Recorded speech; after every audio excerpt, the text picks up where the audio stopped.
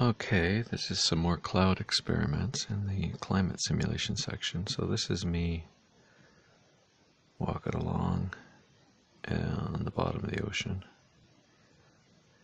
And these large white triangles are actually clouds that have fallen down below sea level. So they think they're being ground fog, but they've gone underwater. And you can see above me, that's the surface of the water, which is blue triangles. These smaller blue triangles are individual raindrops that more or less went down the hillside and ended up on top of the ocean. And they float on top of the ocean forever and should really not.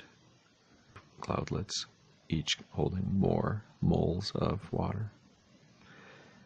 And that's not working yet, apparently. And what happens is the multifunction display now has two modes. If you tap, it toggles between a critter mode, where it just tells you a bunch of data about the critter that you're driving. And this mode tells you a bit about the climate system, and generally speaking, information about where you're standing.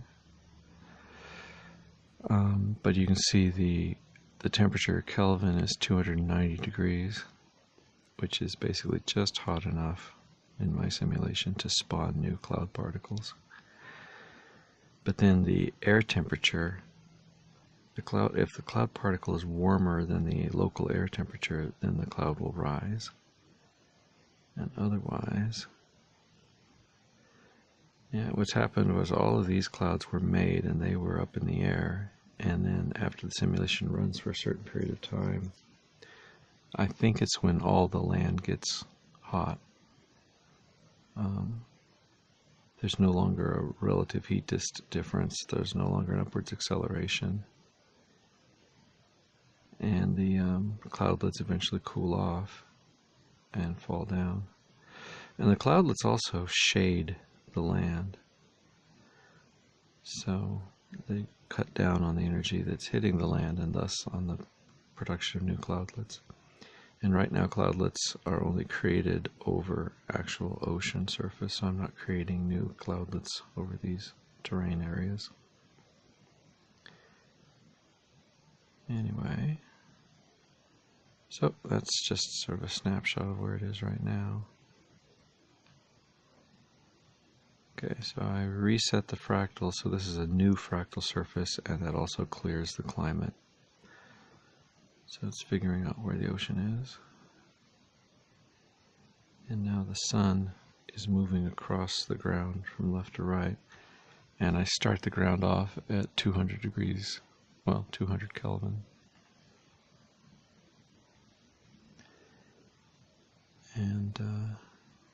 And then the ground just has to heat up from there. And the ground heats up because as the sun goes from left to right, it heats up just the cells directly below it. And then those cells exchange heat with their neighbors, and their neighbors exchange heat with their neighbors, and so the heat propagates outwards.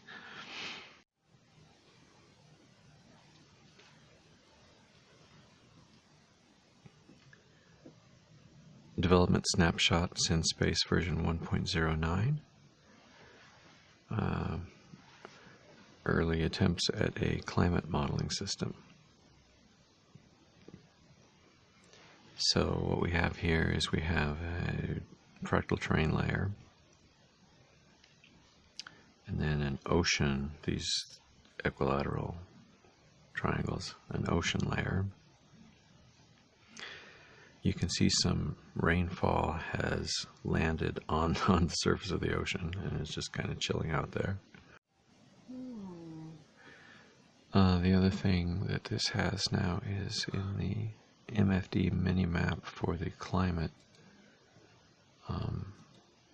it has this visualization of the temperature at every point on the terrain. But the clouds have always had this expansion factor that just as they grow older, they get bigger. But I've never really actually seen it happen before because they've never lived long enough. So the pooling algorithm has started working. So when two similar clouds are next to each other for any length of time, they eventually merge into being a single cloud, which helps me keep my cloud population down and creates local lumpiness for visual interest. And as they clump together, they get darker. They become dark gray. Plus, again, I want deterministic wind. Well, deterministic, that's the wrong word. I want it to be easily synchronized so that everybody agrees what the wind is like. And the way I want to do that is basically have a wind vector per terrain cell, and by hook or by crook have that computed and synchronized. And then any wind object, wind sensitive object like a cloudlet or a sailboat, at any given time it's over a particular terrain square, and so it's got that force vector applied to it, and it travels with that wind. And if it then crosses a boundary to another cell and the wind is suddenly 2 degrees counterclockwise of that, then it immediately switches to that thing. So if you have an array of these that's with a circular pattern, you can have vortices. And if you have forces that are forcing the things into the vortex, and if within the vortex itself they get close enough that other properties come up, like either pushing apart or pulling together, and if their velocity changes, has a wind chill factor, changes their temperature, and if suddenly they drop below dew point temperature, then maybe you could have an actual storm appear. And that storm would be kind of, if you just kind of manually design, like, let's just wave our hands and say, the map designer will lay out that grid of arrows. He'll have some tool that will make it easy for him to lay out the arrows that he wants them to be. So he designs this sailboat course, and the wind is always at your back, at this part of it, and it's always in your face at that part of it. And he's worked it all out in a way that is challenging and fun because it's a game. I get the sunlight that comes only when the sun is over a particular spot as the planet turns. And that's the energy that goes into the system, and that's the energy that can heat the land, and heat the air, and heat the ocean, and that can lead to evaporation, which can lead to humidity, which can lead to movement of water vapor in the atmosphere, which can lead to dew point temperatures, which can lead to visibility of the water vapor, and eventually precipitation or snow,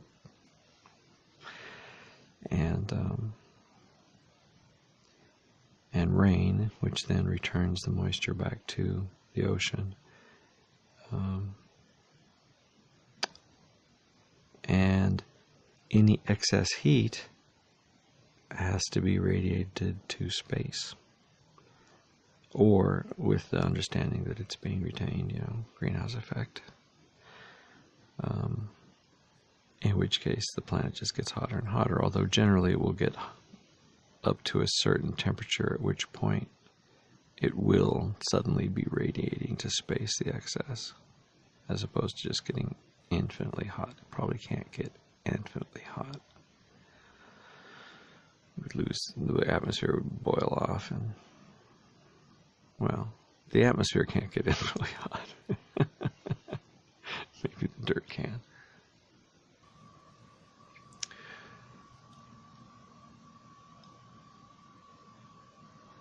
Okay, this is my first attempt at wind simulation.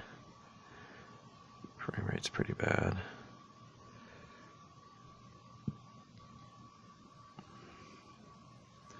So these cloudlets are being generated because of the sun, which I paused.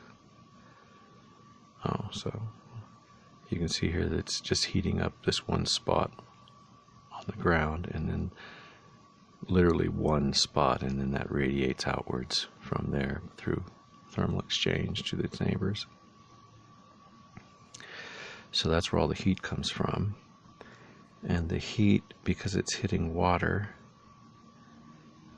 is boiling off little cloudlets. And these new little cloudlets start with an upwards velocity. But pretty soon they're met with circulated cloudlets, because as they go up, they also ultimately pick if they're in the northern hemisphere or the southern hemisphere. They're starting off at the equator.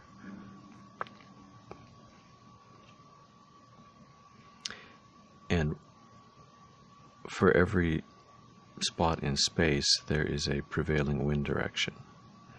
And right now, I'm simulating that with two cylinders, the northern hemisphere cylinder and the southern hemisphere cylinder. And the northern hemisphere cylinder, if you looked at it edge on like this, is rotating clockwise, and the southern hemisphere is rotating counterclockwise. Is that what I wanted? Yeah, that's what I wanted. So basically, hot air, hot moist air. So in theory, it's the air, the nitrogen, as it were, that's doing this big barrel cycle.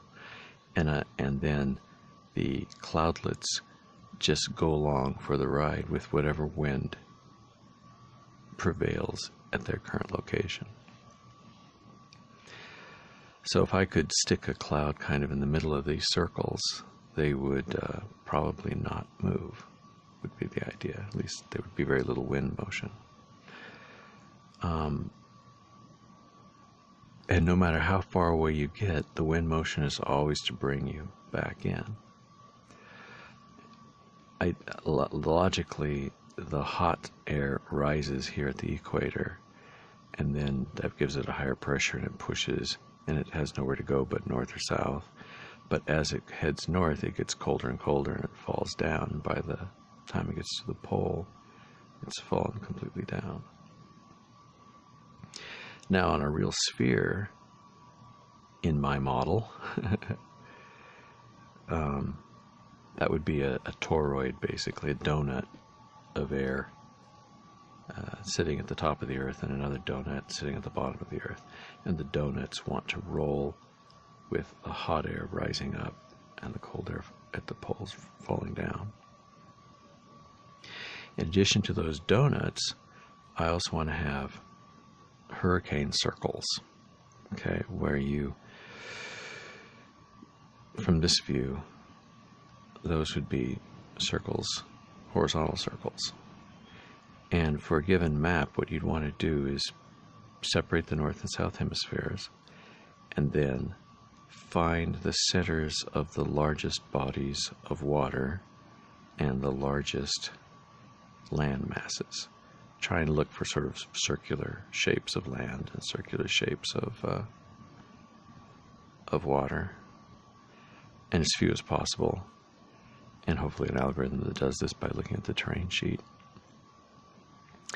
And you establish a handful of centers and a clockwise, counterclockwise indicator. You initially set it up so that whether they're clockwise or counterclockwise, they take heat from the equator to the poles. And then they bring cool water from the poles back down to the equator, just by virtue of circulation. That the circle is implying circulation, because I'm going to do hurricanes this way also. It has a center that's allowed to move around, even though there may be some large circles that really don't move. And so that would be like the map designer saying, there should be a circle here, a circle here, a circle here. Oh, that's getting pretty impressive. By the way, that's 600 cloud particles right now, so that's 60% of my particle budget is in clouds now. And that's only being limited by thermodynamics. So I'm not going to tweak that ahead of time, but I will just put a maximum limit on all these things.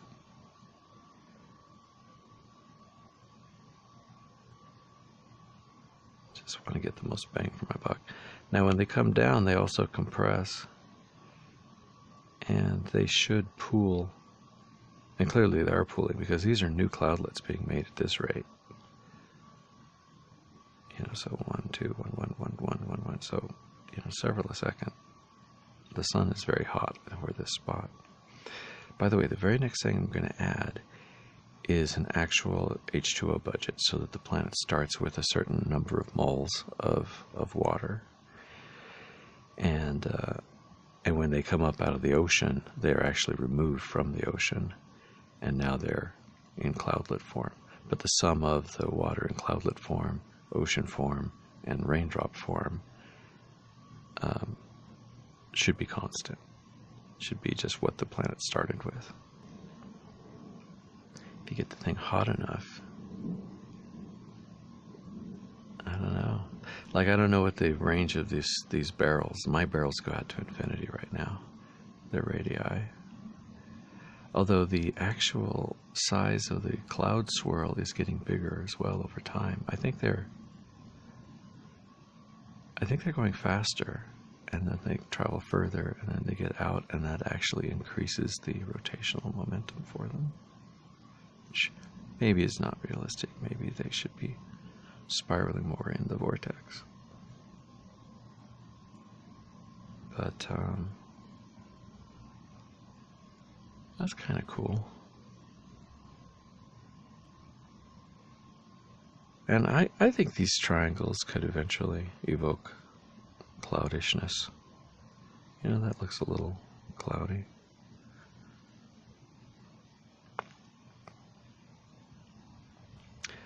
It might be better if they were at random orientations, though.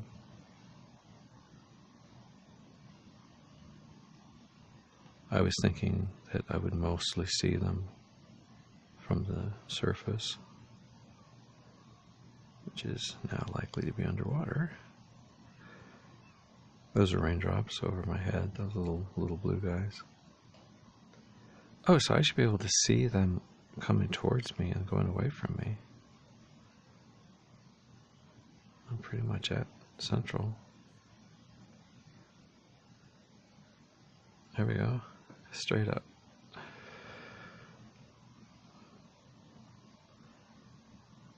Frame rate's not worth bragging about.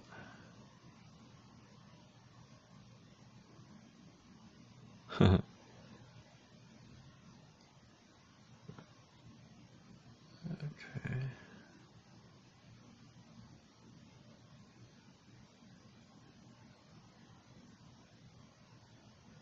So there should be a pretty heavy suction right here as well. So in theory,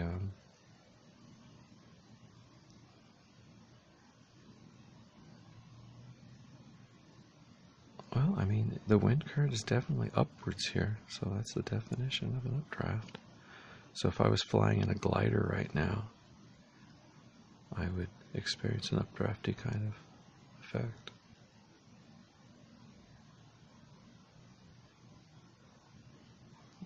Hopefully that'll be true off of any warm surface. They're the thing that is synchronized between all the players, and why I can compute for a given time and a given point. I can tell you what the wind velocity vector is. So if we agree where the object is, it'll be affected by the wind in the same way. And for something like a sailboat race, there'll be just enough uncertainty that we won't all cross the finish line at the exact same millisecond.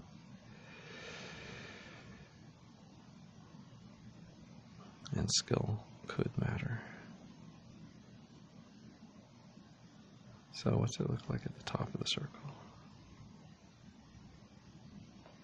Their pointiness implies intent that isn't actually there.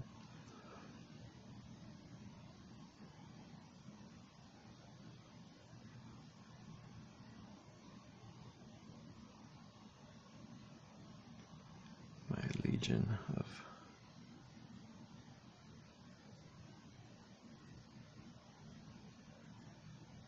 You know, they are kind of in lines, aren't they? Oh, that would be the resolution of the terrain grid. 8-meter lines at the surface, 8-meter sides. And then these, this hex grid on top is a factor above that.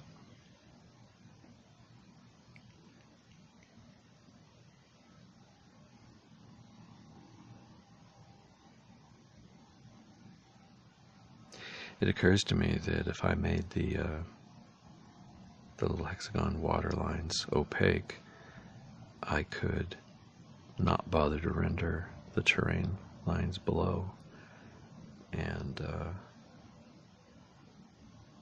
for above water activities, that would probably save a lot of render time. I like clear water. I like being able to see the stuff down below, obviously, and I want to do underwater stuff. But it is a frame rate hit.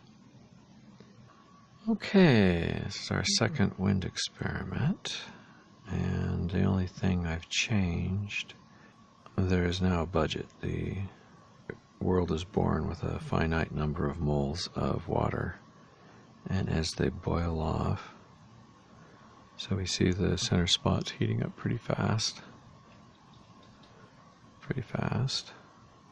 Oh, we got our first guys boiling up, and they haven't picked a direction yet. Just going straight up. Straight up. Up, there we go.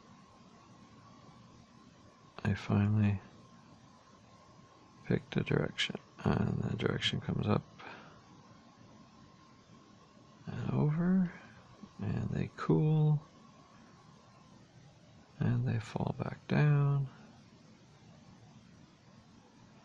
And what's going to happen is, after I've used up all of the ocean, and I've only given them 1,000 moles. Yep, there it is. The ocean is now run dry. Okay, so now the size of the cloud follows the number of moles, or the square root of the number of moles in that cloud. So these guys have all, on average, there's now 14 moles in each cloudlet. Some are newer and smaller, not merged. Some are older and larger. And my original 3,000 water particles has turned into 197 cloudlets, thanks to pooling. So I'm just going to let this run for a long time and see what happens. Okay, so this is with the sun motion turned back on, and the equator is right in the middle here. So there's the north and the south hemisphere rotating cylinders. So as the sun would go across in the regions where it hit water, actually, sorry, from here to here it hit water, and it would send up streams, and each of those streams became one of these spokes of this twisting pattern here.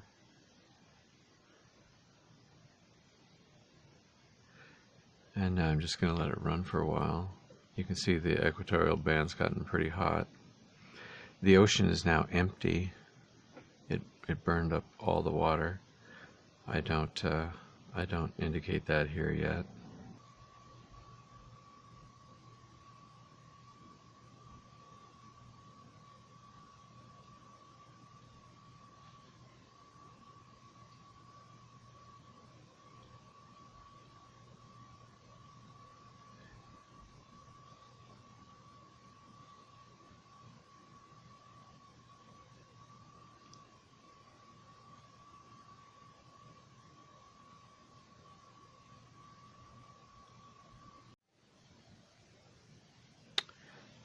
Okay, a couple of changes. I'm now including a little minimum maximum Kelvin values for this display, and they're just from the last render, and then I use them on the next render to set the range of the color. So hopefully it won't just saturate all white quite as easily.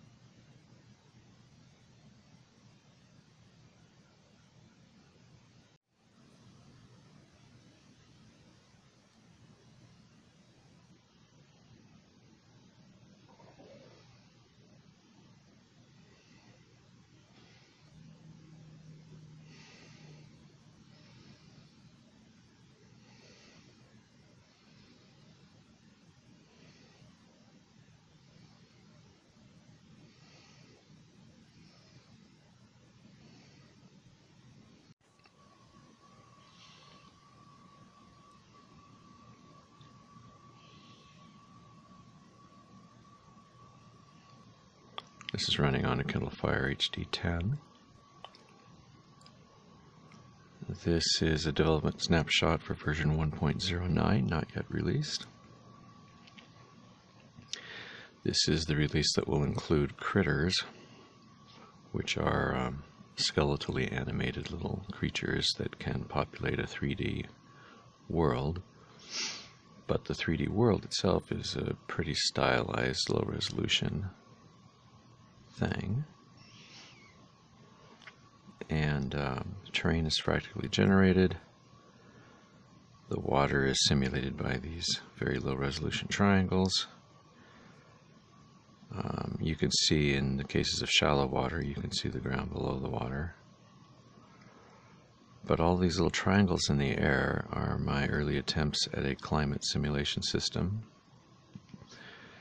which boils down to, a long press on this guy now can shrink, and this no longer has to be up all the time.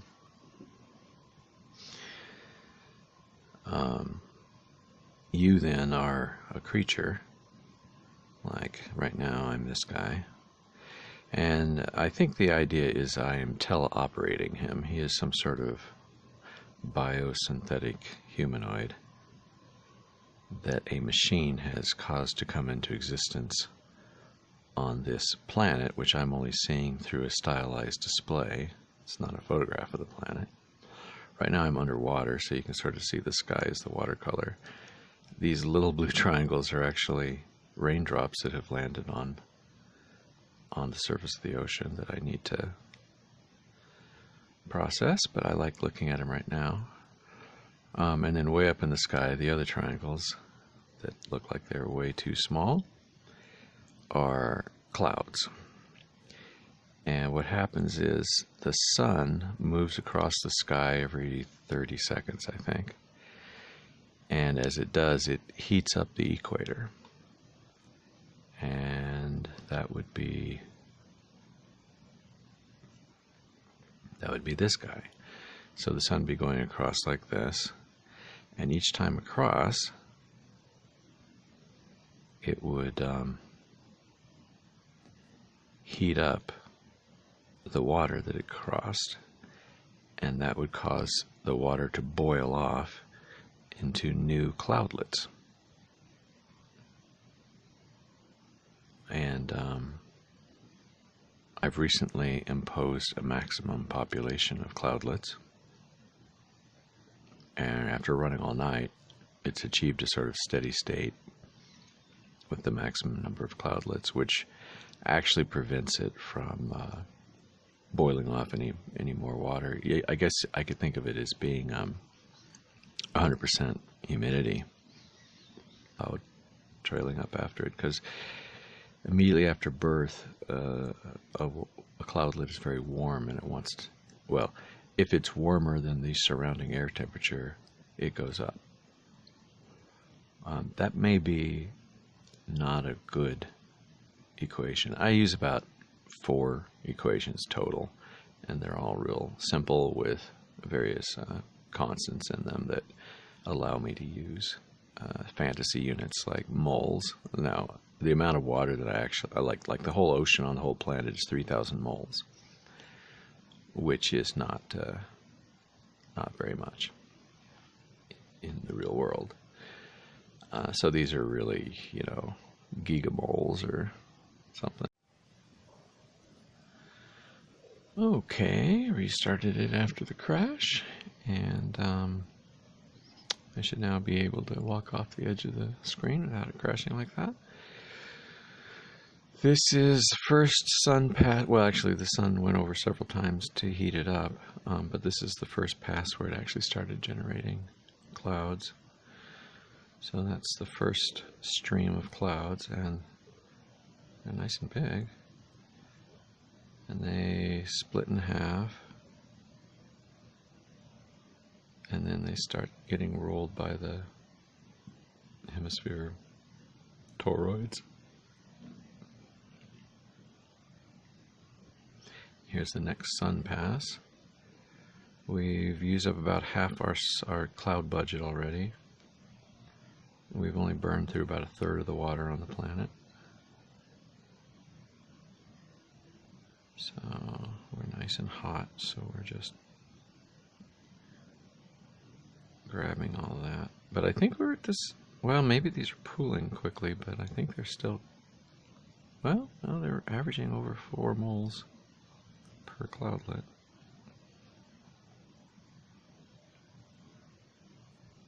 And we've burned up about half the water now.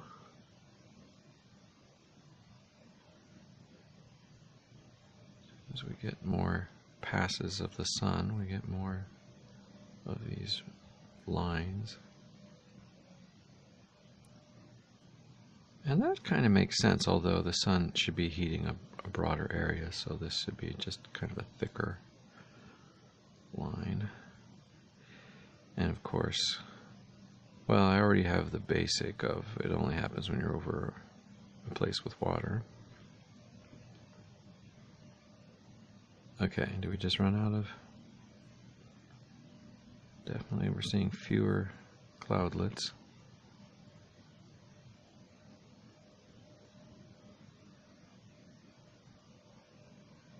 That's kind of pretty.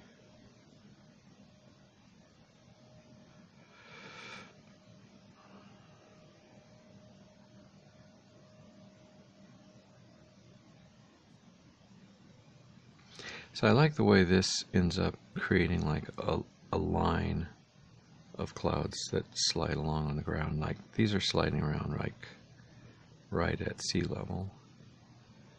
And it'd be better if they were, I don't know, 1,000 feet up.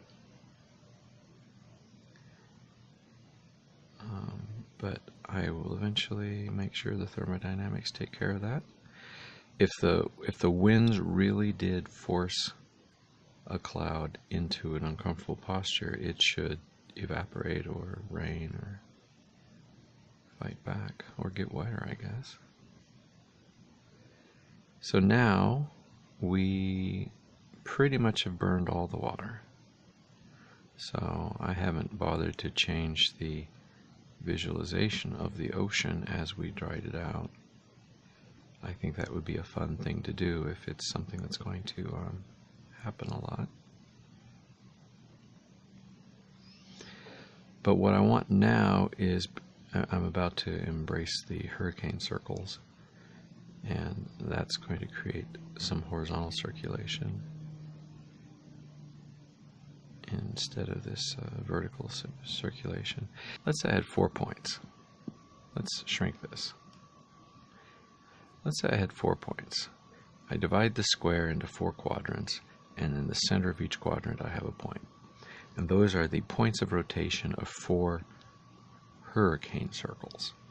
Not hurricanes per se, but going out from each of these, I have a field that goes out to the end of the universe of the contribution of wind velocity at that point, which is just tangents to a circle, a horizontal circle. A little test here. Get into our little man.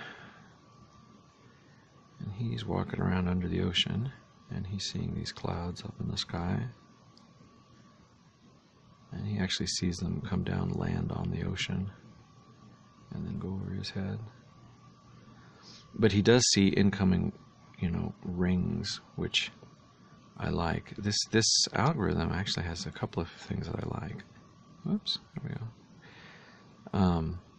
One, that lines of clouds come in, which I think feels like my experience from viewed from space, or, well, let's not say that. And the other thing I like is that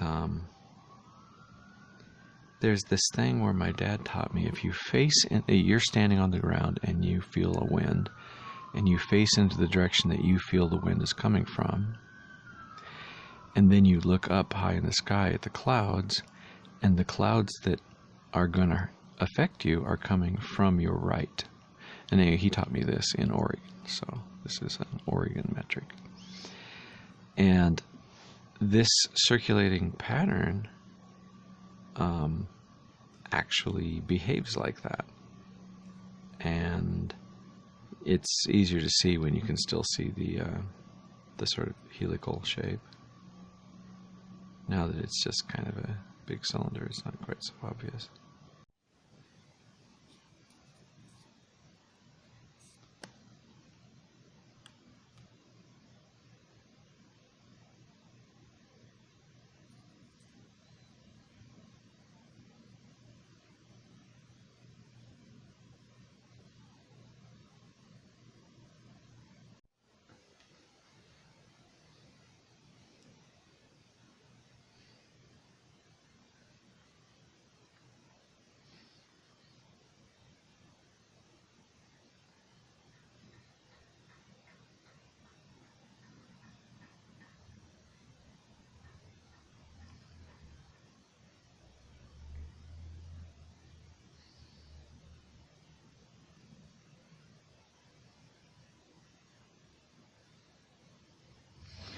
This is using an elevation bitmap, grayscale bitmap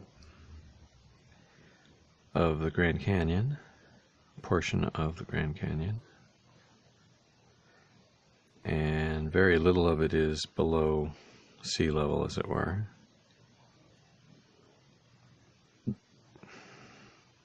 And, oh, they must be coming off of that one. Occasionally. Okay, so if I come down to critter level,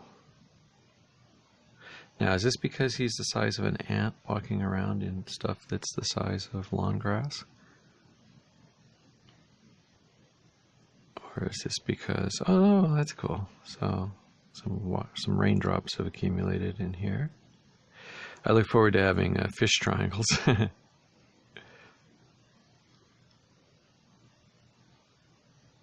Just designing new modules that end up creating persistent triangle particles.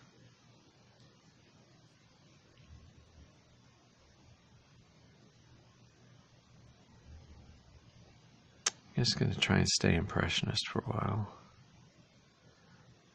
Just find the right 1,000 triangles. 10,000, 100,000.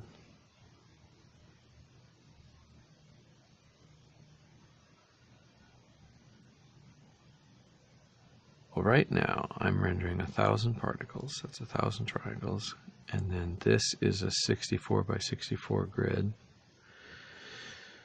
2 to the 6 by 2 to the 6, 2 to the 12th, 4,096, and then there's 2 triangles per square, so 8,000 for that, so 9,000, so that's my budget, 10,000 triangles. And at that point I'm already experiencing a substandard frame rate, so less than 10,000 triangles.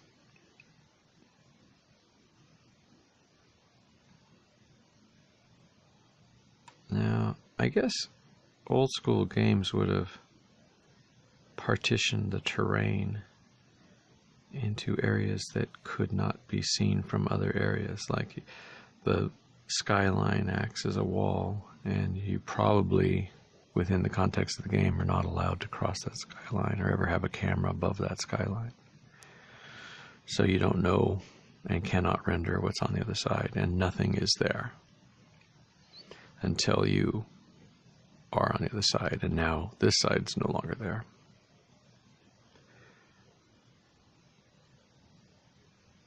So you really are usually only seeing a very small part of it. And you know, I could even use my cool stochastically iterative technique, where then, rather than updating 100,000 simulations every frame, I have a way, I have them prioritized so that the first umpteen I do every frame, but after that, the rest, it's sort of the roll of a die as to which one or which 15 I do each frame. But over time, they're all updated. So the physics are not accurate, at least not with our conventional 21st century understanding of time. Oh, I should record my crackpot physics theories. Well, I'm pretty pleased with that, although I know I'm burning more CPU there than I probably need to. For example, I burn that now, and I'm still burning it, and I'm still burning it, and I'm still burning it. And right now, I'm still doing all of that simulation. Each of those little particles is still being updated the same amount as before. And that probably is not smart. And maybe it should be really pretty thin. It's like when I'm here on the side of a mountain,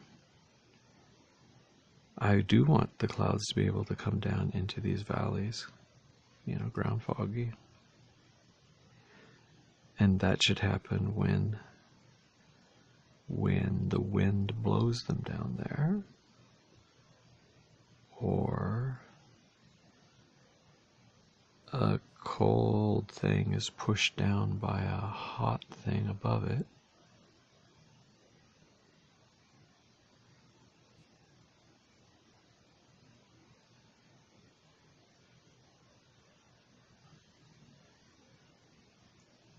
Well, these collections of stationary water particles definitely should stop moving. Ploink. And if they're small enough, they should not be rendered. Ploink. So that's 2 level of detail issues. That level of detail is not just the distance, it's the distance factored with the radial, well, the radius, the visible radius of the object. So a large object stays visible at distance, but a small object does not.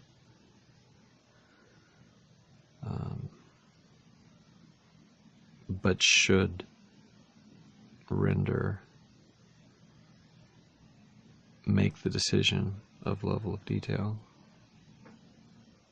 because he's the one that's got the radius of the object in his hand anyway, probably. I'll add a new argument next to the distance from camera for every particle, a new array called LOD distance, or LOD number, LOD type, level of detail, LOD.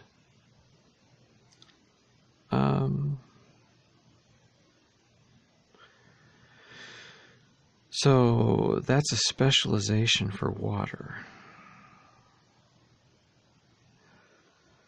For every particle to have been updated. But, well, these guys, there's updates and then there's updates. This stuff is velocity update. That's just intrinsic with the particle. There's no, well, I guess it's just a very common attribute, the ability to move with Newtonian physics. Also, did I ever do anything to have these things flow over the edge? Oh yeah, just that they bounce against each other. They spread out. And so once it covers the surface, it's possible for outliers to get pushed out.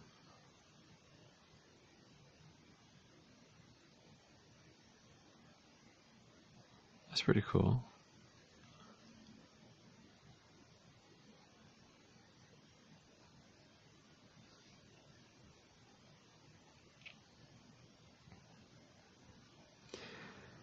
So basically,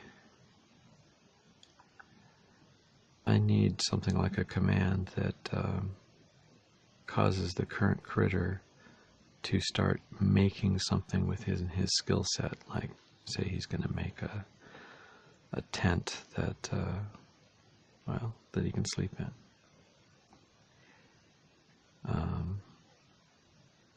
And for that, he needs a certain number of these grass stalks. And he may have a limit on how many he can carry. If he can only carry one at a time. But now, he's found this little valley. I guess a random rain shower from the clouds up above, it should ultimately find all the valleys.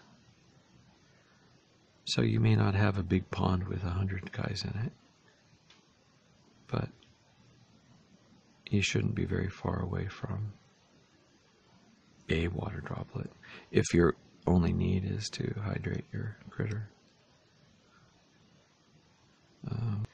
Then standing around, just looking at the horizon, looking at clouds, looks about right. They're a little slow. I slowed them way down. They were really zooming around.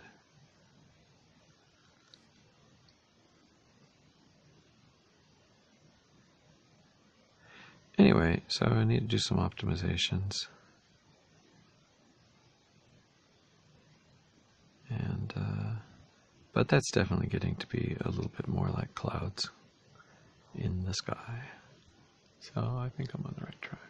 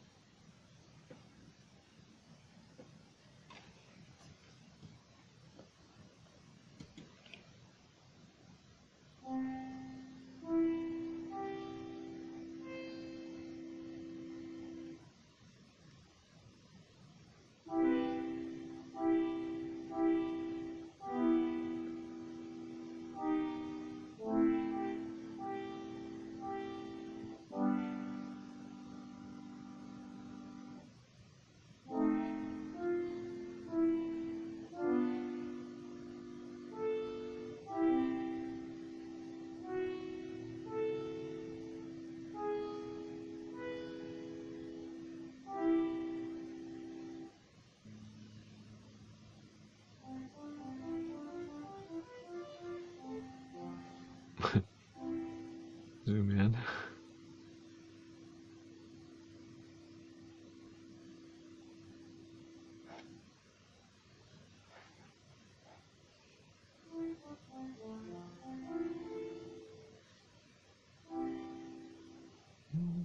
It'd be fun to have the critters able to hear you.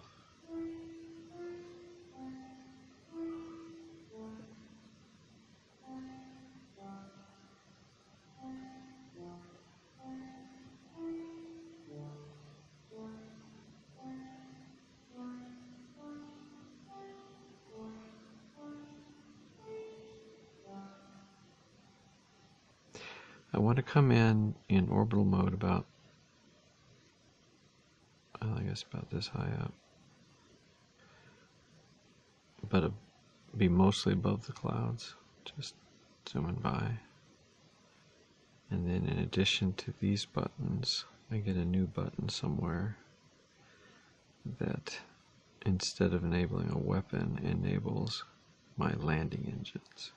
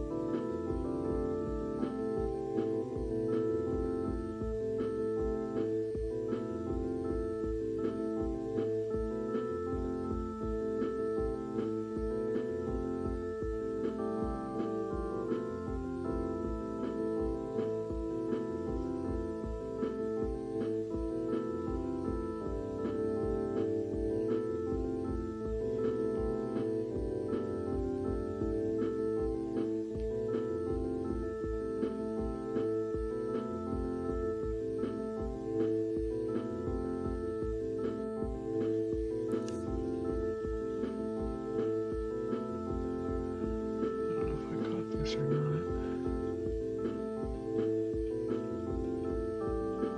This is with the first hurricane cloud.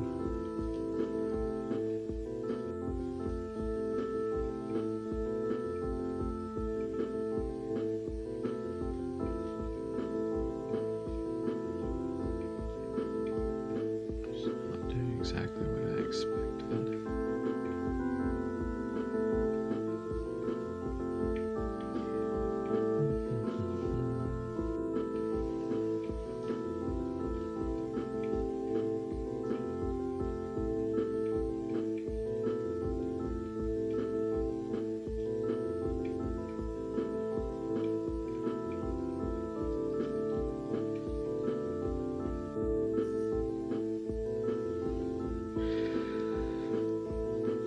synSpace Drone Runners Android space game for Google Play Store and Kindle Fire HD tablets. Version 1.09 development snapshot. This is a test with the new so-called hurricane circles. In this case, the whole world map is filling the screen, and I, in theory, have a circle centered in the top left quadrant and in the lower right quadrant in the center of each one. And this circle is supposed to be going clockwise, and this circle is supposed to be going counterclockwise. And nothing is forced to move exactly. It just, they define a field where for any point in space you can establish a wind direction. And then the clouds are wherever they are, but in addition to the thermodynamics pushing them around, they also just ask what's the wind direction where I am right now, and then they add that velocity as well.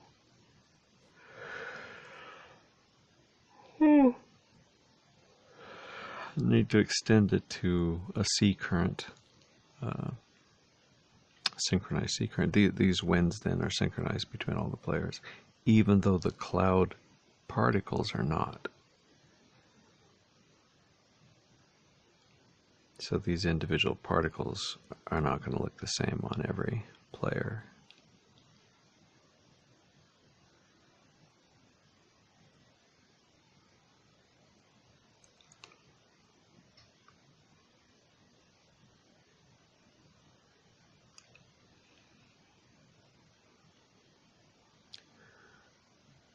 Well, this is the equator here, and the sun goes across like this, so it only really made water in this area, and now it's used up most of that water. And it's maximized the number of the number of cloudlets it's allowed to have, which I just reduced. I could probably reduce again. Cutting the number of particles down. Oh.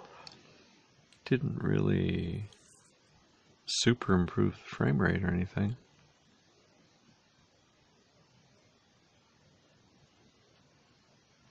How do I feel about this speed? I mean, that's pretty fast.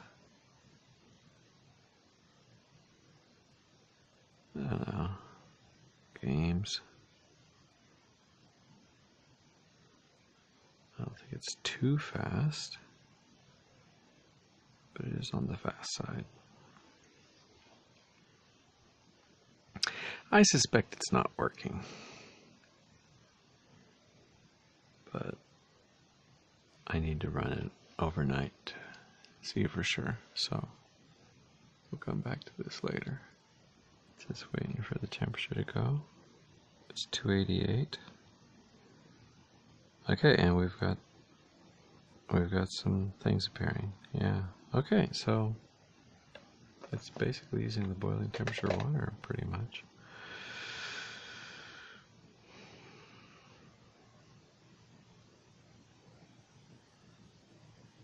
No, that's not true. It started going at about 20 degrees. Okay.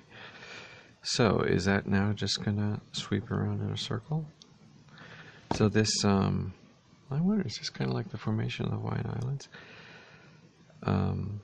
The sun is still just moving across, and so new moisture is occurring as a dot directly under where the sun is.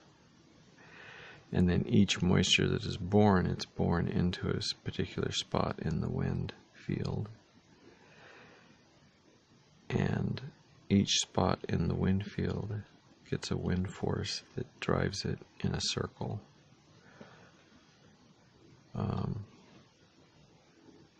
But I think it should, it should be linear. I guess there's a chance of it eventually falling out the end, but is it changing size? Sort of a shrimp shape. And so here's my next cloud coming in, and it should be a circle centered here with about that big of a diagonal, so it's a circle about that big. Okay, and this second cloud is bigger because everything was hotter, so a lot more cloudlets came off.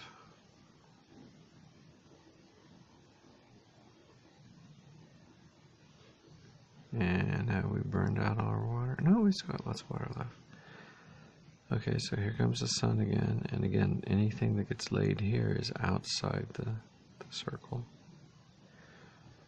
Yeah, this is pretty much what I expected.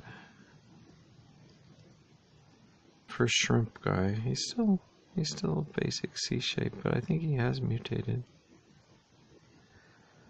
Oh, he's kind of an echo of him there.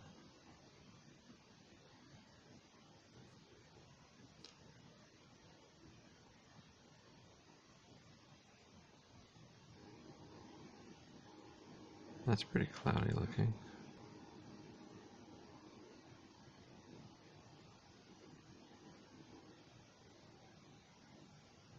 Whoa. Is that just the rotation? What's going on there? That's pretty good. Okay, so what's it like for the critter? Here's the critter walking around, looking up in the sky.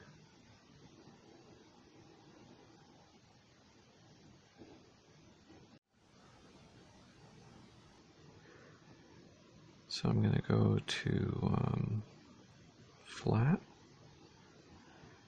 and green and aerial view.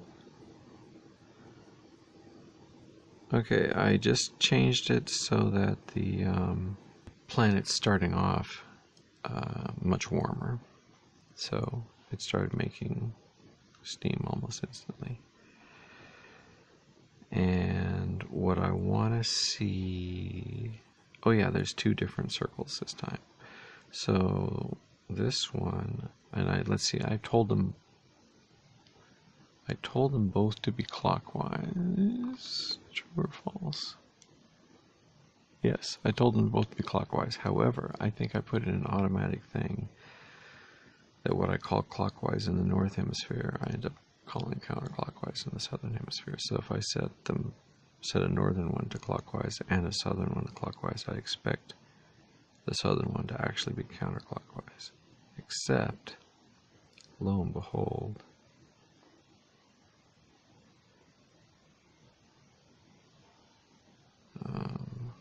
they look like they're both clockwise, I think.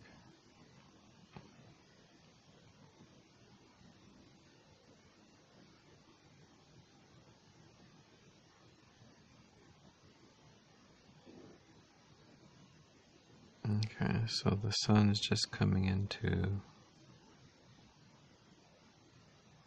Oh, but we already used up our maximum particle count. Well, we'll just have to let it run for a while. But the southern hemisphere certainly looks like a circle, as I expected.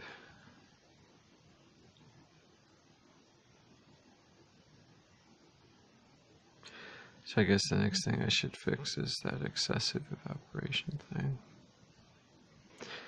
But okay, it found some space. So what's that cloud gonna do?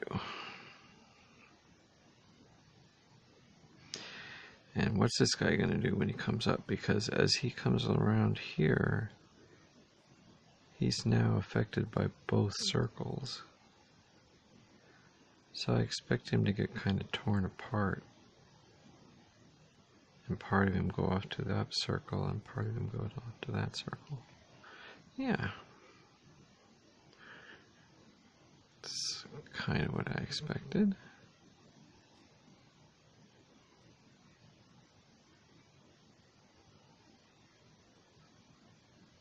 Yeah.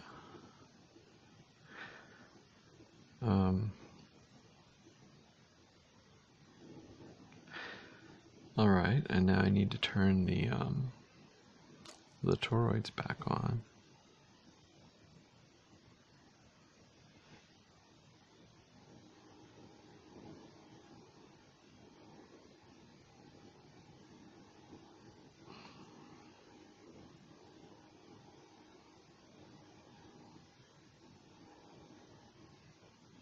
and slow it back down.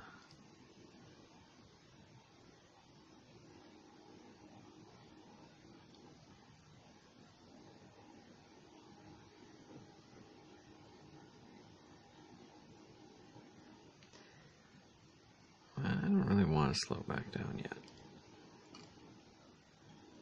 I think I want to fix the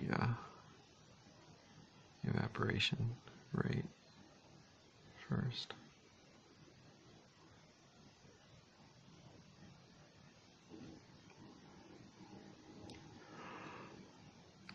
Is that? I mean, this point in the center of the screen is the point of max turbulence between the two, because they are both going clockwise. And so this one comes down and this one goes up, so they smash head on right here in the center.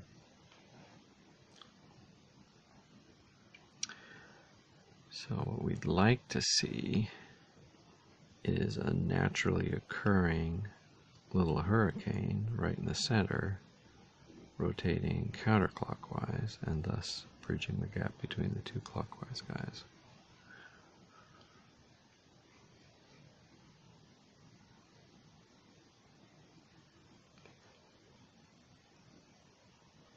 Well, that's pretty good. That looks like circulation.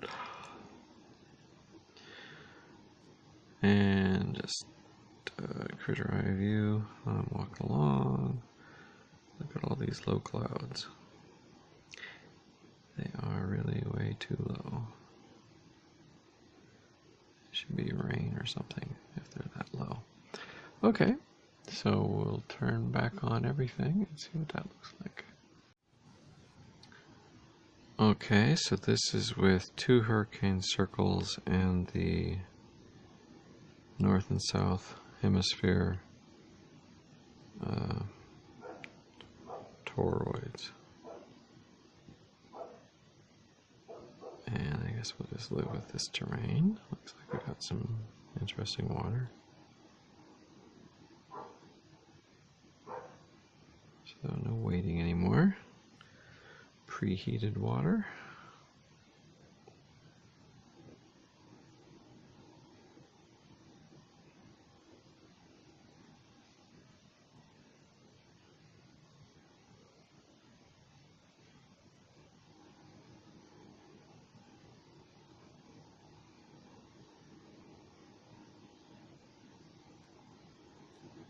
So we're only going to get a new little slitch of water each time the sun comes across this little gap here. And in between, this is that point of maximum turbulence, which is both in this clockwise rotation and also in this clockwise rotation.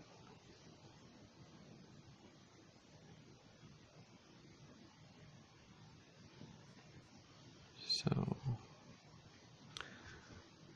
what's that going to give us? Just a single rotating cloud in the center?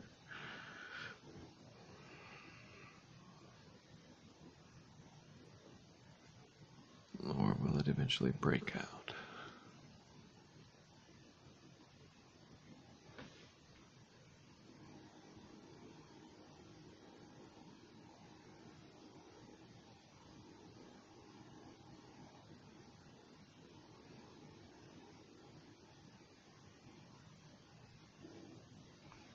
I'm not unhappy with that. How's it doing altitude-wise? Well, it's well above me. Actually, in this case, is it too far above me?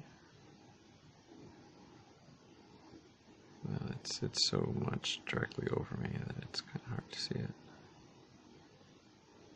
Okay, and this is still with excessive evaporation. Well, maybe not excessive, but I mean it's nice actually, but it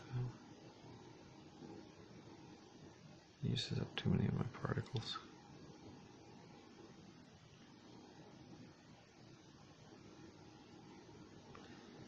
Either that or I have to be more aggressive in the pooling.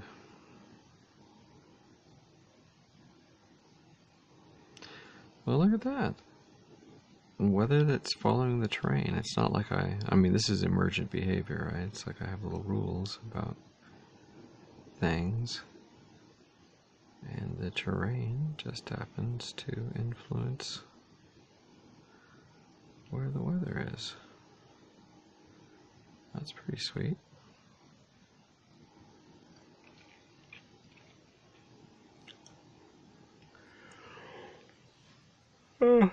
So anyway, I need a little tiny little arcade flight simulator mode. No roll. That's kind of cool.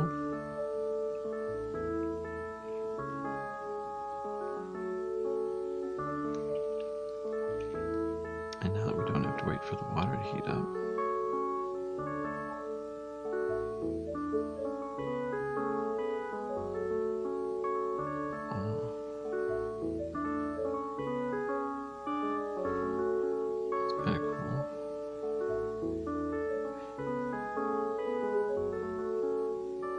So it is spreading out.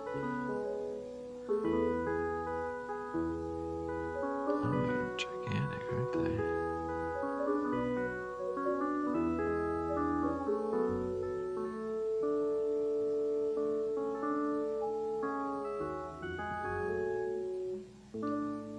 Hi, what's up?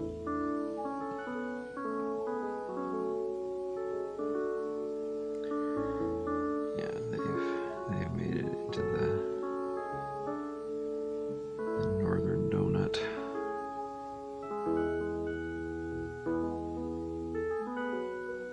These guys, yeah, this is pretty sweet. I like this.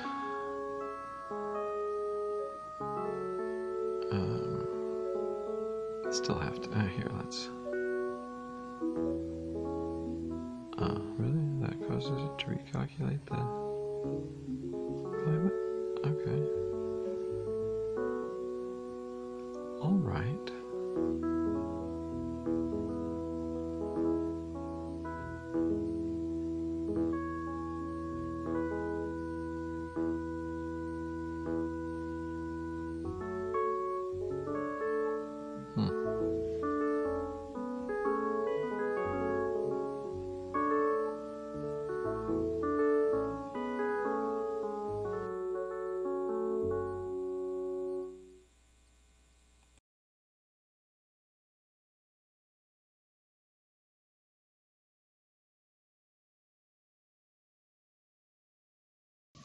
Okay, I thought I would describe my math for the climate system in the Android space game synSpace Drone Runners, available in the Google Play Store and for the Kindle Fire HD.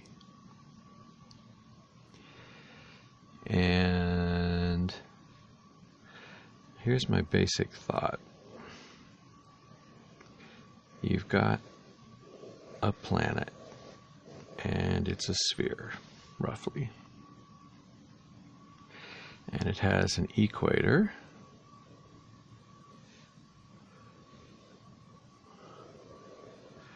and there's a star.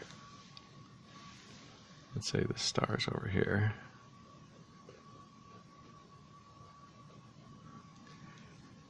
And it shines down upon the planet and moves in, appears to move in a circle around the planet.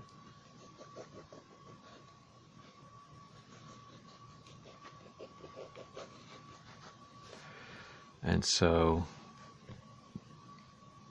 often is on this side of the planet shining down upon one tiny little spot. Now the planet itself has some dirt, some terrain, some islands, but is mostly water, let's say, this particular planet. When the sun heats the water, or when the sun heats the strip of land around the equator, and in theory you could deviate this to simulate a tilted axis, but for my purposes, the north and south poles are straight up and down, no axial tilt. And a day is, I think, like 30 seconds. The atmosphere is like mostly nitrogen. So I simulate my atmosphere as a large cube of nitrogen.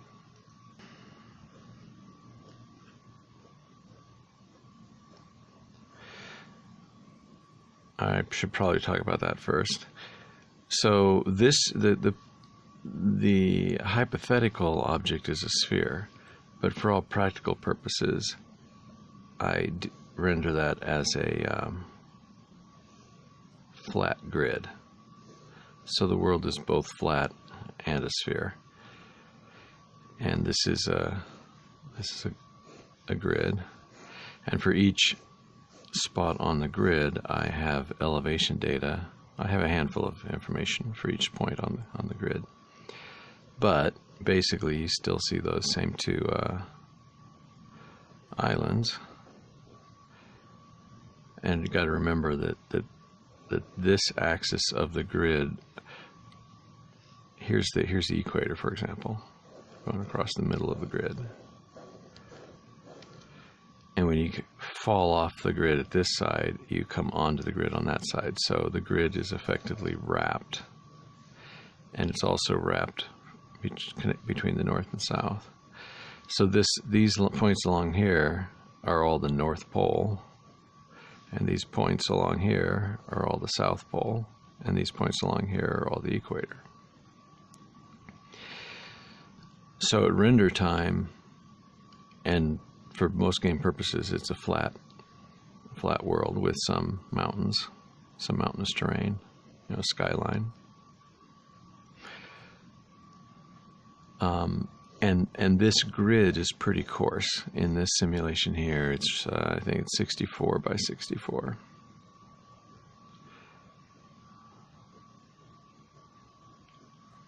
So the idea is the Earth starts off very cold, but not absolute zero, and I tend to do temperatures in Kelvin. Not that I'm good at it, but it just felt like the right thing to do. So the planet, I've given it a minimum temperature of 200 Kelvin, which is like negative 73 degrees centigrade, so it's very frozen. And in my model, that's inside the planet, there's atomic or whatever forces, nuclear forces, that are generating a certain amount of heat. So it's impossible for the surface of the planet to ever get any colder than this minimum Kelvin.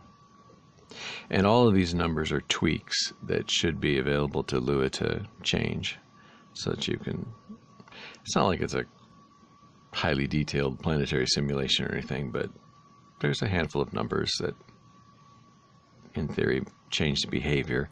And these are the simple individual rules which, working together, create a sort of emergent behavior, something that the viewer believes represents something more sophisticated than it really does. So it starts off uniformly at this temperature, and I have a temperature for each point on the grid.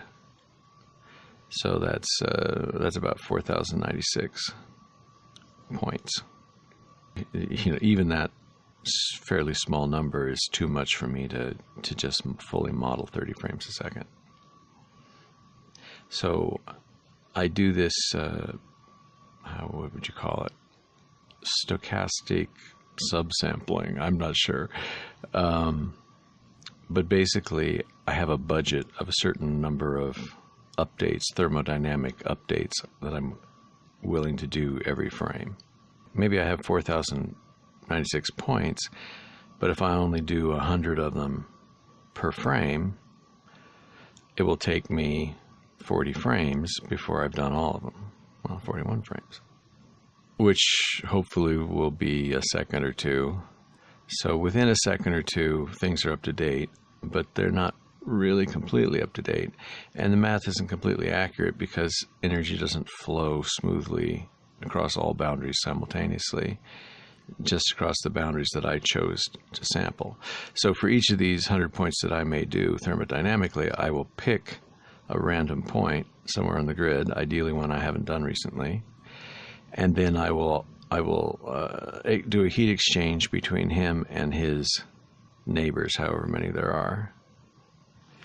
And that's how the heat of the sun, which all hits on a single spot, as the Earth turns below it, as the sun appears to move across the equator, there's a hot spot, and then there's the trailing edge of the hot spot that is cooling off, and the leading edge of the hot spot, which is the coldest it can be before the hot spot arrives. But then the heat also dissipates to the north and south, so that even though I'm only heating a single spot on the equator, the entire equator and a certain band up into the tropics also get heated. And I give you a display showing the current heat distribution of the surface. But now getting back to the atmosphere simulation, my thought is that if it's going to be hottest at the equator and coldest at the poles, that should mean a circulation pattern that I claim looks like this. Comes down, goes up, comes down. So this is a side view, the edge of the Earth. And really this thing wraps around the whole planet as a sort of a donut that's been smushed down like a hat onto the planet, a hat with a hole in the top. But any cross sections that you might cut in this donut would show a flow pattern like this, where at the equator, where it is the hottest, I'm going to just simplify that and say the highest pressure, then there's a tendency for the nitrogen to get pushed up, to get heated and pushed up. And at the poles, where it's really cold, there's a temptation for the nitrogen to get chilled and pushed down. And between those two statements, for a stable system, I feel there should be a convection flow, a circular convection flow. Now, why didn't I do it the opposite direction? Well, that would have had the hot air trying to hover near the surface of the Earth, which could be, you could argue, well, the Earth is warmest down there, and so therefore that's where the warmest air should be, and that's true too. So just because the air is up here doesn't mean it's warm. It just means that it was highly heated by being at the equator, and that shot it up into space, as it were. And from that moment on, it's been cooling off. So it's getting colder and colder and colder and colder. And by the time it gets up here, it's super cold, and it's able to fall because this air here has been moving out of the way. So I feel there should be a convection zone for the northern hemisphere and another one for the southern hemisphere. And in the southern hemisphere, same thing. At the equator, it's the warmest, and the air comes up, and then it just has to go the big circle until it can come down, and then it comes big circle warming up again as it comes that way. And of course, any particular, and this basically establishes a field such that for any point in 3 space, I can calculate where in the donut it is, and therefore the donut tells me a wind direction vector for that point. Now the donuts, which are hemispherical on the spherical planet, turn out to be cylinders on the flat world. So I have 2 cylindrical wind fields, again, where It's not that I have any particles or anything. The nitrogen is just a passive single box of nitrogen. And these are just direction vectors at every point in space that end up creating a rotating cylinder for the northern hemisphere and another rotating cylinder for the southern hemisphere. And I guess I should indicate the direction of rotation. So at the equator, you've got a southern hemisphere wind going north and a northern hemisphere wind going south, smashing into each other with nowhere to go but up. So they both go up, and they merge at that point, and they can exchange information. They can exchange anything that might be floating in the air, can hop from one circle to the other. Now, in addition to these two large circulation patterns that move air between north and south, you can also place, and this is you as a map designer, you indicate a point here, say, and a point here maybe. And what those represent are sort of the centers of your oceans. And you can provide a circle direction, a clockwise or counterclockwise marker. And generally you wouldn't have them split across the equator like that, although you can. They're intrinsically unstable. And then you can have them over your land masses as well if you like. Yeah, let's put one here too. And if you have a nice happy atmosphere, then they're all rotating in directions like happy little gears. And there's no conflict. But as you see here, well, I guess the lesser conflict would be to do that. So these two are happy, and these two are happy, but this one and this one are not happy. When they reach, they're going to be in collision. So there's going to be a lot of turbulence at this spot. And so hopefully the system eventually will allow the formation of an additional circle that spins the opposite direction and allows these two guys to mate. And then he becomes what you might call a hurricane and has a life of his own.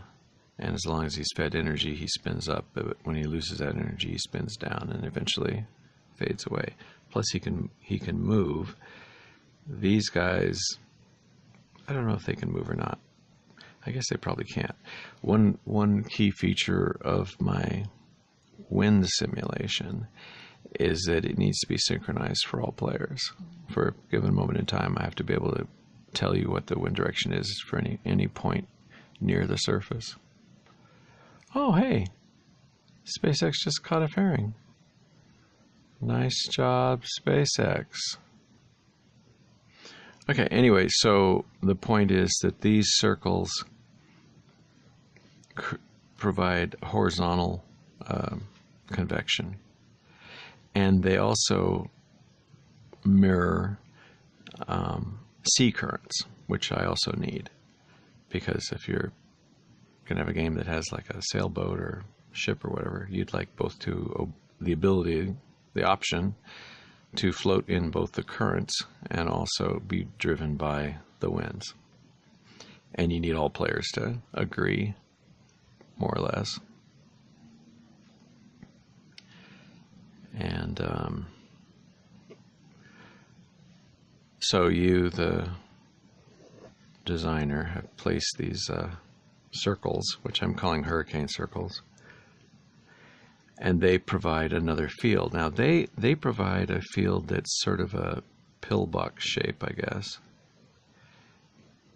in the sense that it's a circle with a center and a radius, but it has an effect, a height, and it only affects the nitrogen in the lower half, the Earth hugging side of the atmosphere.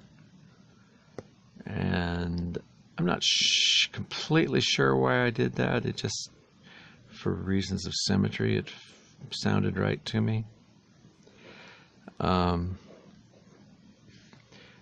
But I just implemented it. And in this particular implementation, if this is my terrain map and this is my equator, I have one circle here and one circle here.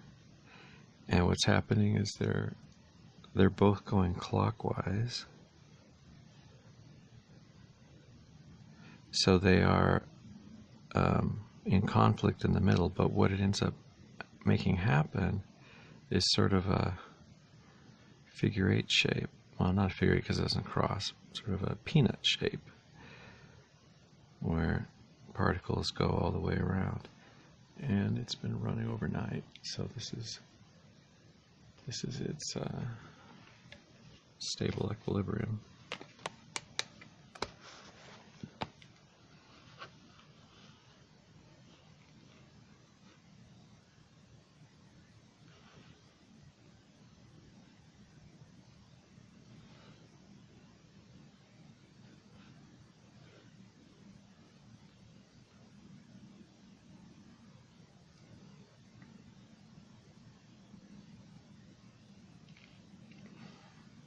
Okay, so that's the center of one circle, that's the center of the other circle. I have them running really fast right now.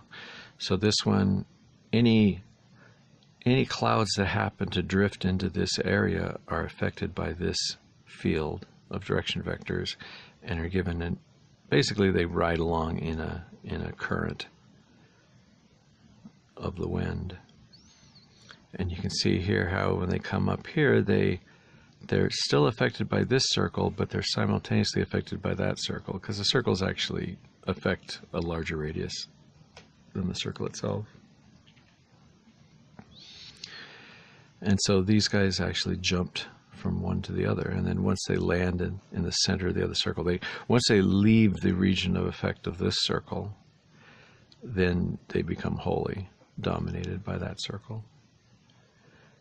And eventually I'll try to have this turbulence turn into a, well, in this case, a counter-rotating hurricane, an actual weather front. But that's basically what's happening, and you can kind of park somewhere and just kind of watch it. But what we generally care about is if we're down at the game level. So here we are gaming around. La la la la, I'm walking around. And in the distance, I see some clouds.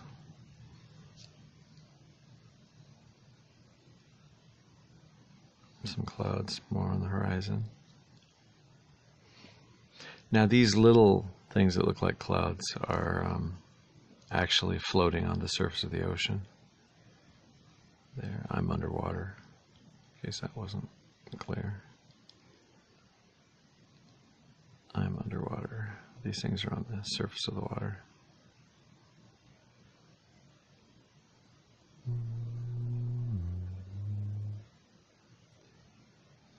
Anyway, the idea is to come up with the 10,000 best particles to render a little world.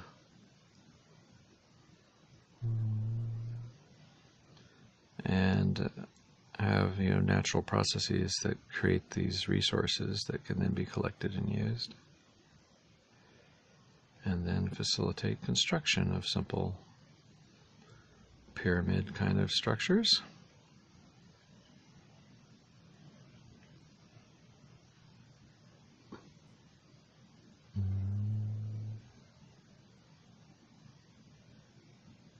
Pattern. Right now, most of the information, it rotates off this map completely, but then it rotates back on. And from the ground looking up, it gives you nice clouds in the distance that you see from below.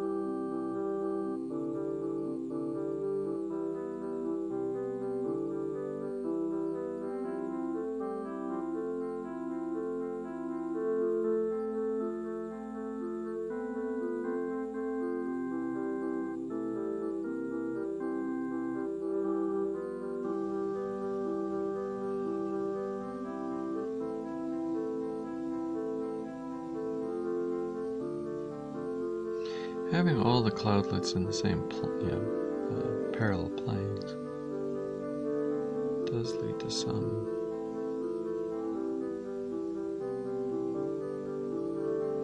if you're flying through the middle of them, you tend to see them edge on. Just maybe not ideal. So if you were above a certain altitude flying through them, you might want to see them as facing billboards. But if you're above in space looking down, you want to see them as horizontal. And if you're on the ground looking up, seeing them as horizontal is not bad.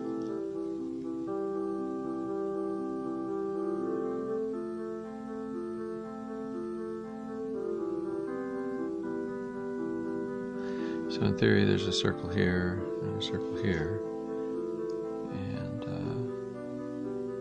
we'll come back later, see if we complete. This is now running at what I hope is game speed. This is how fast I think I want the clouds to be moving, which is, if you zoom in, you can see it.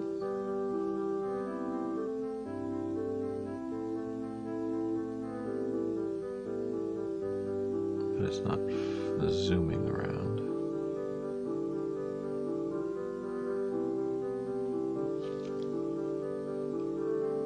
And I guess I could randomly, I could start off with some initial clouds. I don't know. Anyway, this is my simulation as I have it today.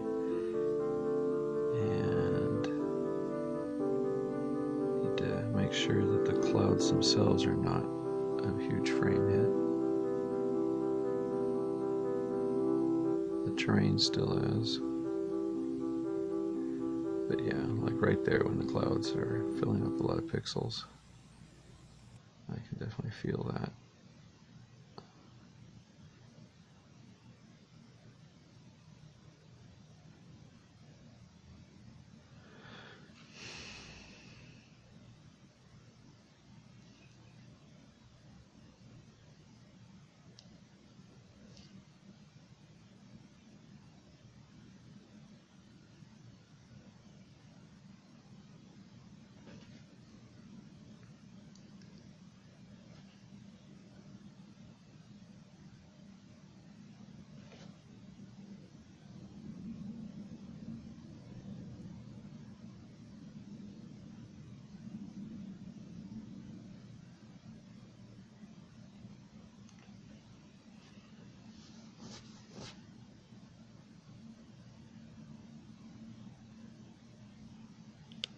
Okay, so rain and snow, and then the snow buildup turning into large ice particles.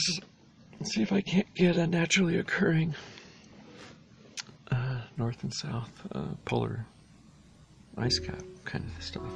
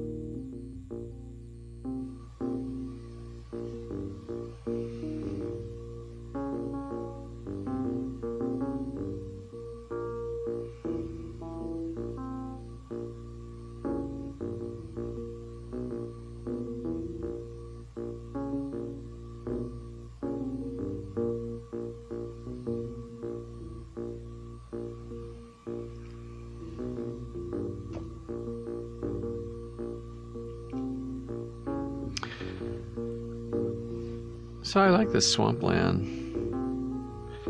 You know, maybe have a place where the grass actually grows tall enough. Like maybe have this kind of grass get spontaneously put in places where the water is a little more shallow, the slopes here. Of course, that's an area that's likely to be missing a triangle of water. And then you got these kind of... The problem is this triangle gets way far behind me. And what I need to do is break its shape up into smaller triangles. Render them. But I don't. I only render the seabed when you're below the water line.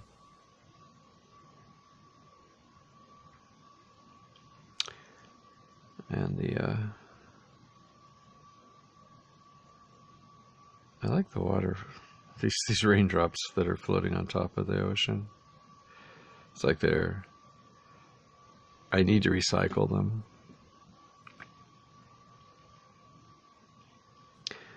But they're really cool, and they're an example of the push apart code. Probably pretty expensive.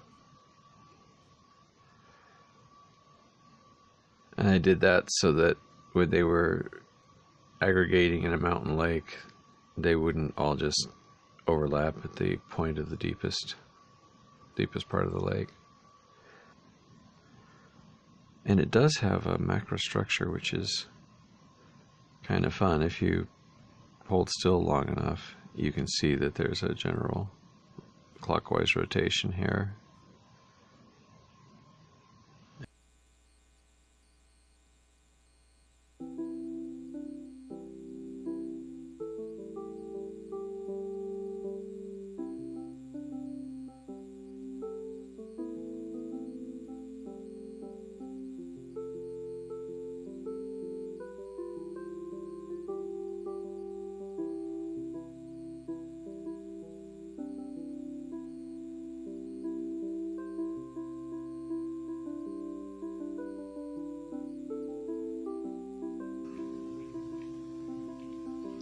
The other thing is, since I have the wind fields now, whether they're good or not, who knows, but since I have them,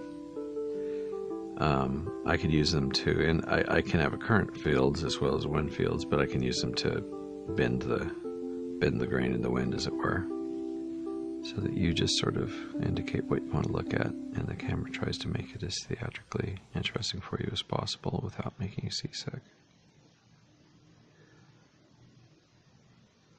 Orbiting, slowly orbiting. I think I usually like that.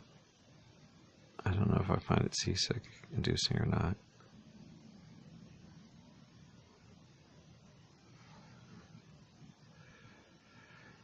It would be, oh, now that would be interesting if you had to harvest one of these things and then carry it and it retained its shape because you just harvested it. It would be the same color and the same triangle, but now you're carrying it, which would be a good exercise for me to reposition items that I could be carrying it, like a spear, for example. I could pick it up and then throw it like a spear. But I was thinking more, I could walk somewhere and build a little hut out of sticks.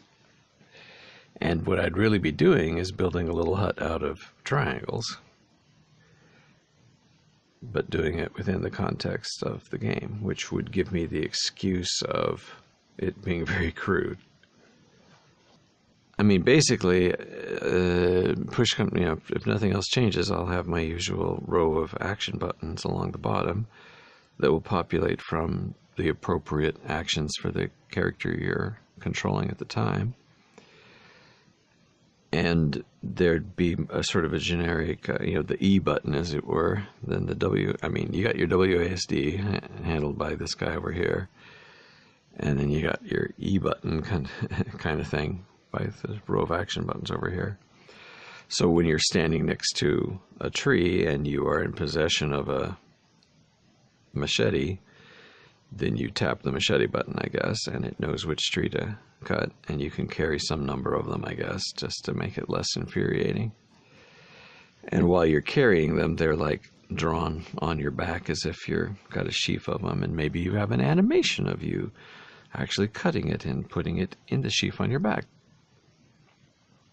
But either way, I need to be able to carry them around. I need to carry something around, and I need to be able to change the orientation of that thing based upon my animation. So if it's in my hand and my hand is moving back and forth, then it needs to be bound to the appropriate node of the skeleton.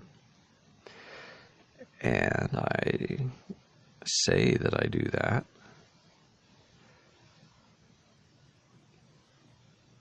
But I think what that means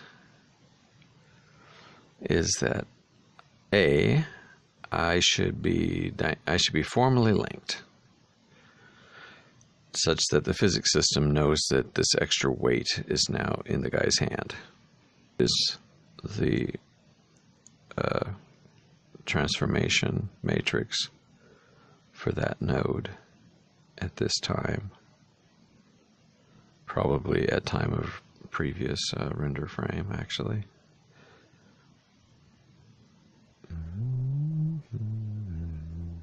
And then once I have that, then that's the exact same math I need for just skinning. So I can skin my triangles, skin my skeletons with individual triangles.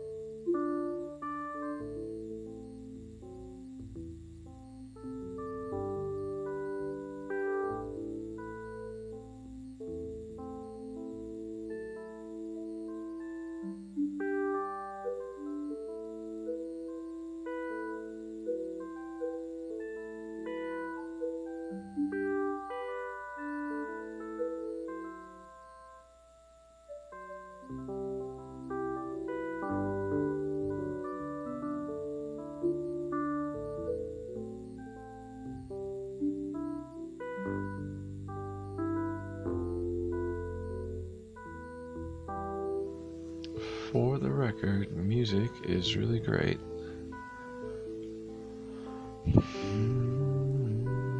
Okay, so what I did was I made a new global tweak for something that the Lewis script should be able to set for climate speed factor, and it affects if you set it to 1, you get in quote real time, and if you set it to some number other than 1, you get something faster or slower than real time, as you might expect.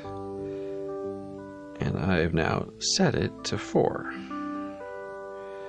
So the sun is going 4 times as fast, as well as the winds. So the sun is zipping over the terrain faster, so it's not heating the terrain quite as much each pass.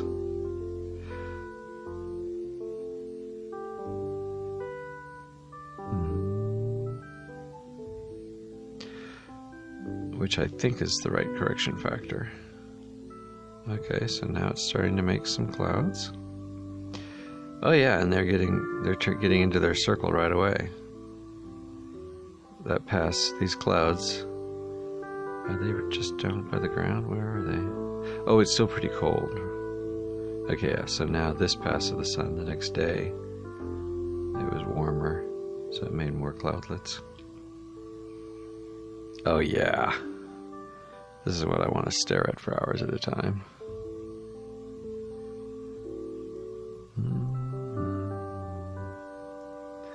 How am I doing? Oh, it's already pretty much maxed out on total number of cloud particles. So I really need to work on the merging next, but we'll see how this looks. Okay, well this is just more entertaining for now.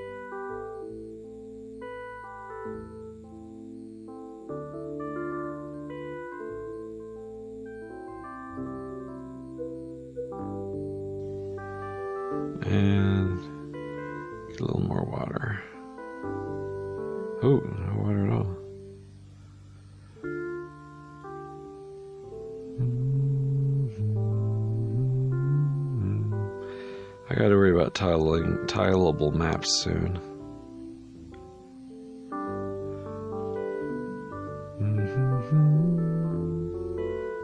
Okay, so this is going to be odd because there's no feeder water for the southern hemisphere, really. But I've got the northern hemisphere going clockwise, and the southern hemisphere would be going counterclockwise if it manages to grab anything. So here it makes sense that they're now be going in the opposite directions. They are coordinating in a line like this. So they should be spewing material kind of down at a 45-degree angle here. And then at some point they get threaded between their two circles. So this guy's at an equipotential point. Oh, there he goes. He just drifted into... Yeah, so that's kind of what I expect. So here they're working together, so things just go faster as they cross the center, but they don't pool at the center.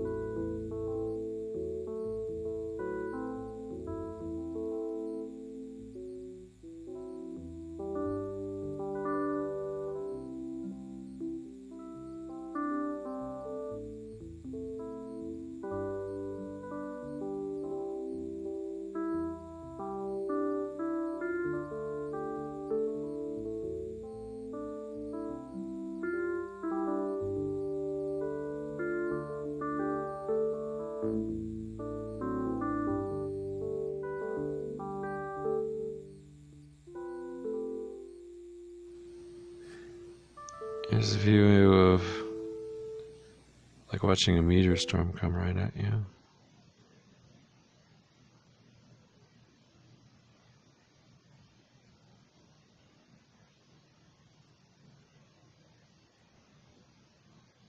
It still isn't really critter perspective.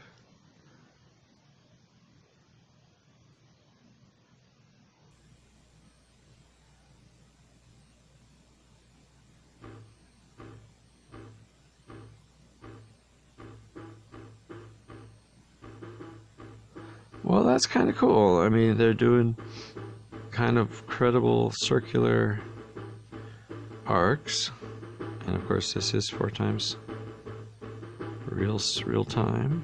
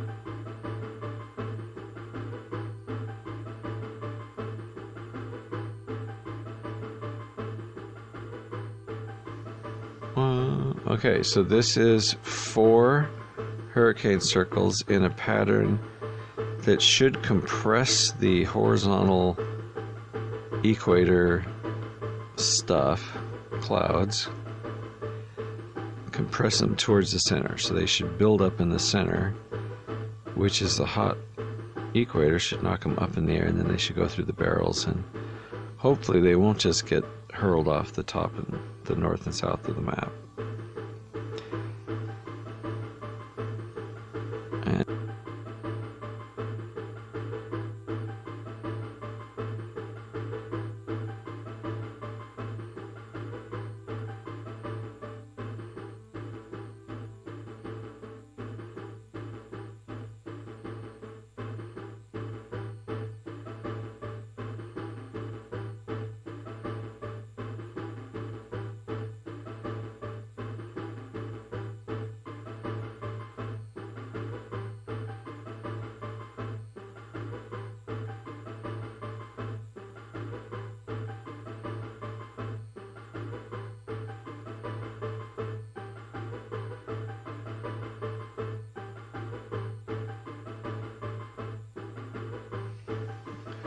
Okay, so in this one, I just I made B and D a little. No, I just moved their centers a little bit.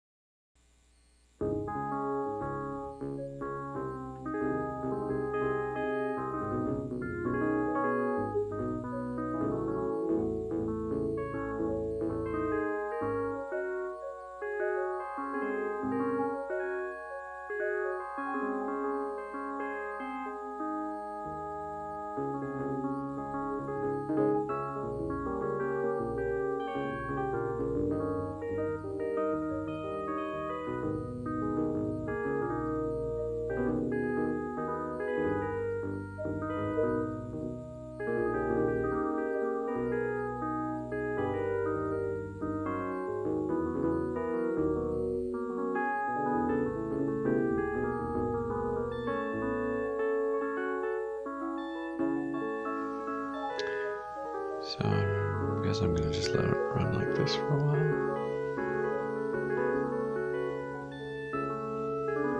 I'll let the critter wander back to the center of the map,